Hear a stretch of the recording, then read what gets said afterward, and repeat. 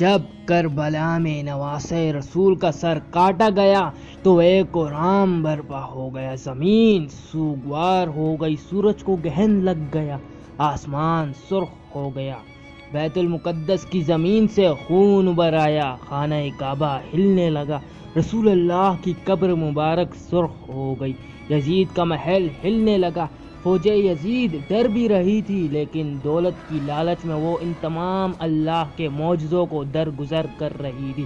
سر حسین نوکہ ثنا پہ آیا تو اللہ کی حمد و ثنا کہنے لگا، اللہ کا شکر کرنے لگا۔ امام حسین کٹے ہوئے سر سے دیکھ رہے ہیں کہ ان کی بہنوں اور بیٹیوں کے سر سے چادروں کو لوٹا جا رہا ہے، ان کی خیام کو جلایا جا رہا ہے۔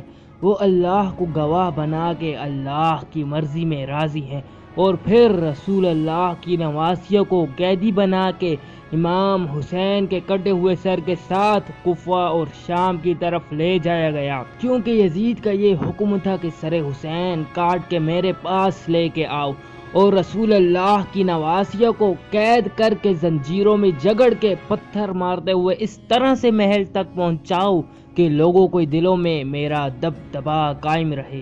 تاریخ نے لکھا، رسول اللہ کے خاندان کے چھوٹے بچے اونٹوں کے ساتھ باندھے گئے اور یوں یہ قافلہ چلتا رہا۔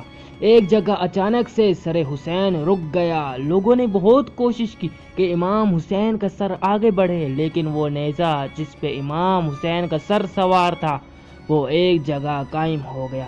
شیمن نے امام سجاد سے پوچھا کہ تمہارے بابا کا سر آگے کیوں نہیں بڑھ رہا؟ تو امام سجاد نے امام حسین کے سر کو دیکھا تو سر سے آواز آئی، بیٹا سجاد، میری بیٹی سکینہ اونٹ سے گر گئی ہے، اس کو لے آؤ، اس کے بغیر یہ منزل ادھوری ہے۔ تاریخ نے لکھا، جو رسول اللہ کے خاندان کے چھوٹے چھوٹے بچے اونٹوں کے ساتھ باندھے گئے تھے، ان میں جو بچہ گرتا تھا وہ اونٹوں اور گھوڑوں کے پاؤں میں پامال ہو کے شہید ہو جاتا تھا۔ آج بھی ان سادات کی قبریں کوفہ اور شام کے رستے میں بنی ہوئی ہے۔ یہ قافلہ چل ہی رہا تھا کہ اتنے میں بارش ہو گئی۔ فوج یزید نے دیکھا کہ آس پاس تو کوئی شہر ہی نہیں، دور ایک گرجا گھر ان کو نظر آیا۔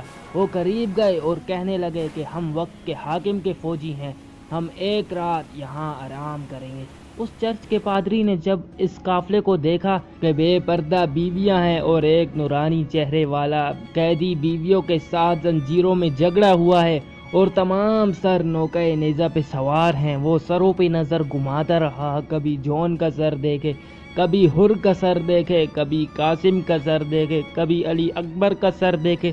جب اس پادری کی نگاہ علی اصغر کے چھوٹے سر پہ پڑی، وہ چیخ اٹھا اور کہنے لگا، اے لوگو، یہ تو کچھ ماہ کا بچہ ہے، اس نے کیا جرم کیا ہوگا کہ اس کا سر نیزے پہ کاٹ کے سوار کیا؟ وہ غرور و تکبر میں کہنے لگے، یہ ہمارے بادشاہ کو بادشاہ نہیں مانتے، اور جو ہمارے بادشاہ یزید کو نہیں مانے گا اس کا حشر یہی ہوگا۔ اتنے میں اس کی نگاہ ایک گھوڑے پہ پڑی جس کی زلفوں سے غازی عباس سلمدار کا سر بندھا تھا۔ وہ حیرت سے پوچھنے لگا، اے لوگو، اس مبارک سر کو گھوڑے کی زلفوں سے کیوں باندھا ہے؟ شمر نے کہا، یہ ان باغیوں کے علمبردار عباس کا سر ہے، اس کو نیزے پہ سوار کرتے ہیں، سوار ہی نہیں ہوتا، تبھی اس کو گھوڑے کی زلفوں سے باندھا ہے۔ بس یوں سر کو دیکھتے دیکھتے جیسے ہی اس پادری کی نگاہ سر حسین پہ پڑی، وہ زاروں قطع رونے لگا۔ شمر نے پوچھا، کیوں رو رہے ہو؟ تو اس پادری نے کہا، میں نے اپنی زندگی میں ایسا نورانی چہرہ پہلے کبھی نہیں دیکھا، اس کے چہرے کا نور بتاتا ہے یہ اللہ کے قریب ہے اور کسی پاک خاندان سے تعلق رکھتا ہے۔ شمر نے کہا، ہاں، یہ فاطمہ کا بیٹا ہے۔ وہ حیرت سے پوچھنے لگا، کون فاطمہ؟ شمر نے کہا، فاطمہ بن محمد۔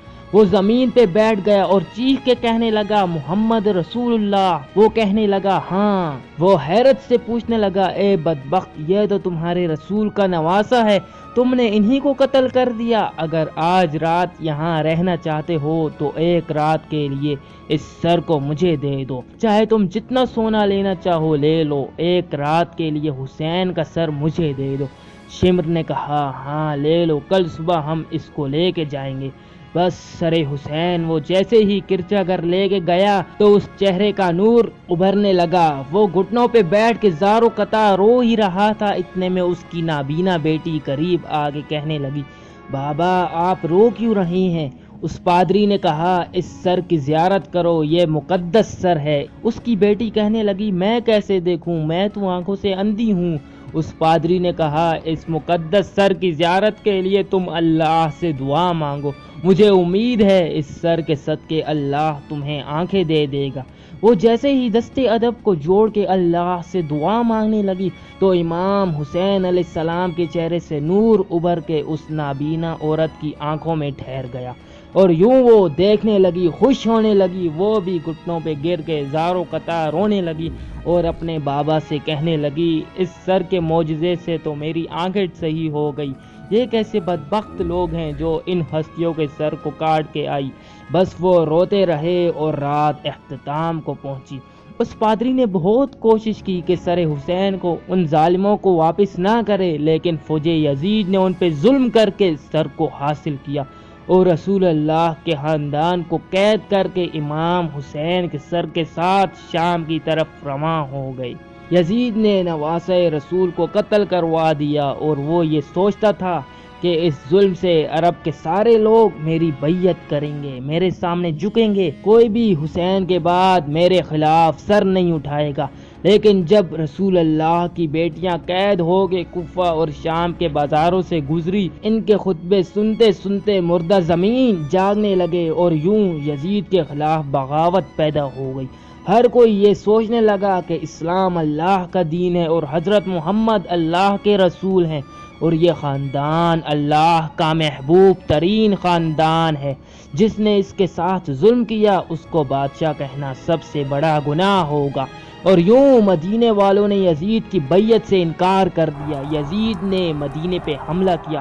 تاریخ نے لکھا 3 دن تک یزید کی فوج مسجد نبوی میں گھوڑوں کو باندھ کے اصحاب رسول کی ناموس کے ساتھ بے غربتی کرتے رہے، اور یوں مکہ سے یزید کے خلاف بغاوت بڑھنے لگی۔ پھر یزید نے خانہ کعبہ پہ حملہ کیا اور خانہ کعبہ کو آگ لگا دی۔ اس واقعے کو واقعہ ہیرا کے نام سے آج بھی یاد کیا جاتا ہے۔ ہر کوئی یزید پہ لعنت کرتا رہا، لیکن یزید کسی کو اپنے خلاف دیکھتا تو اس کا سر قلم کروا دیتا تھا۔ لیکن اللہ کی عدالت انصاف کرتی ہے۔ ان دنوں یزید ایک شدید بیماری میں مبتلا ہو گیا تھا۔ اس کی آنتیں جلنے لگی تھی۔ وہاں کے حکیم پریشان ہونے لگے کہ یہ کیسی بدترین بیماری ہے کہ تمہارا پیٹ اندر سے ختم ہو رہا ہے، جل رہا ہے۔ یزید کو اتنی پیاس لگتی تھی کہ وہ پانی کے لیے ترستا تھا، لیکن جب وہ پانی پیتا تھا تو وہی پانی اس کے پیٹ کو جلاتا تھا۔ یزید اپنا سر پیٹتا رہتا تھا اور اس کے محل کے لوگ یزید کو دیکھ کے یہ کہتے تھے کہ یہ عذاب حسین ابن علی کو پیاسا رکھنے کے بدولت ہے۔ تو وقت کا بادشاہ ہوتے ہوئے بھی پانی کی ایک بوند کے لیے ترستا ہے۔ اتنے میں یزید نے اپنے بیٹے کو بلایا اور کہا، یہ بیماری میری جان لے کے چھوڑے گی، اے میرے بیٹے میرے بعد اس تخت کو سنبھالنا۔ تو یزید کے بیٹے نے نظروں کو اٹھا کے کہا، اس تخت پہ حسین ابن علی کا خون لگا ہے، کیا آپ یہ چاہتے ہیں جیسے زمانہ آپ پہ لعنت کر رہا ہے ویسے مجھ پہ بھی ایسے ہی لعنت کرے؟ نہیں، نواسہ رسول کے خون سے آلودہ ہے یہ تخت، میں ایسے تخت پہ لعنت کرتا ہوں۔ یزید حیرت سے دیکھ رہا تھا۔ یزید کے محل کے لوگ افسوس کر رہے تھے۔ ان دنوں عرب کے بدترین سے بدترین نشے کو یزید کے سامنے پیش کیا جاتا تھا تاکہ یزید نشے میں رہے اور اس کو یہ درد محسوس نہ ہو، وہ پیاس کے لیے تڑپے نہ۔ یزید ایسے ہی نشے کی حالت میں اپنے سپاہیوں سے کہنے لگا، میرا وہ بندر کہاں ہے جو میرے ساتھ رہتا ہے؟ لوگوں نے کہا شاید جنگل کی طرف نکلا ہوگا۔ وہ اپنے سپاہیوں کے ساتھ گھوڑے پہ بیٹھ کے جیسے ہی باہر گیا تو گھوڑے نے نواسہ رسول کے قاتل کو اپنی پیٹھ سے گرا دیا اور یزید کا پاؤں گھوڑے کی لگام میں پھنس گیا۔ گھوڑا دوڑتا رہا اور یزید زمین پہ گرتے گرتے اس کا سر ایک پتھر سے جا ٹکرا، لیکن وہ گھوڑا نہ رکا یہاں تک کہ اس کا پورا جسم پامال ہونے لگا۔